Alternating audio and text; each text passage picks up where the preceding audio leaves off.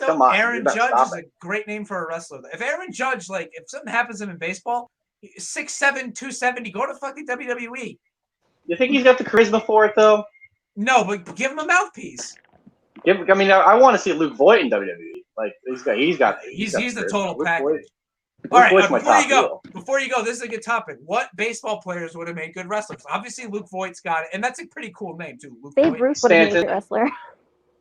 Babe Ruth would have been awesome. Stanton looks just like The Rock. He's a bigger version of The Rock. I guess so. I mean, and he's got that kind of California charisma to him. Maybe. I think A-Rod would be great because he's weird. A-Rod would have been a great heel, and he's already got Dino, so it's fine. I think A-Rod is a heel manager. Maybe. He's very hateable. He's so easy to hate. But I don't think he'd be able to cut promos because he's so uncomfortable in his own skin. A lot of the I think A-Rod is like a Kurt Angle type heel where he's trying to be a face, but he's so unlikable that you maybe hate that. him. I like that.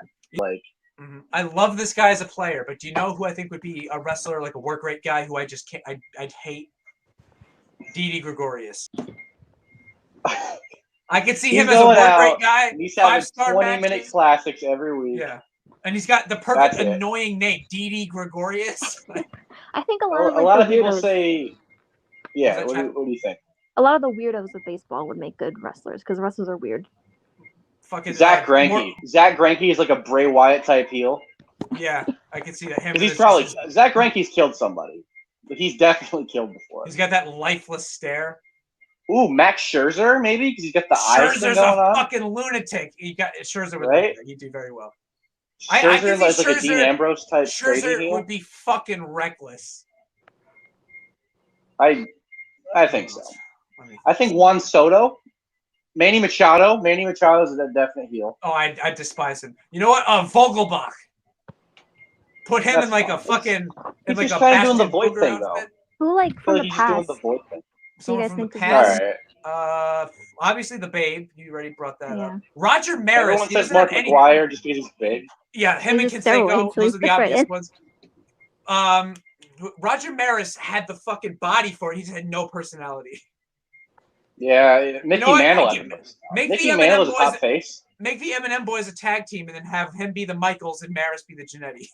Well, I was thinking like Mantle's the top face, but like Maris comes in, he's got like a heel. Maybe A-Rod's Maris' heel manager. And he turns him against Mantle, and then like that's your Mania main event right there. Is like Mantle versus Maris with A-Rod in his corner. Man, maybe this like is so nerdy, but it's so fun. Mantle brings in Jeter as his guy to combat A-Rod. You know who would have been a great manager? Ricky Henderson. I feel like he's like a top face right there. Like everyone would love him. He could be either or. Him and Reggie Jackson feuding. You imagine that? I don't like Reggie Jackson. He'd be a great heel.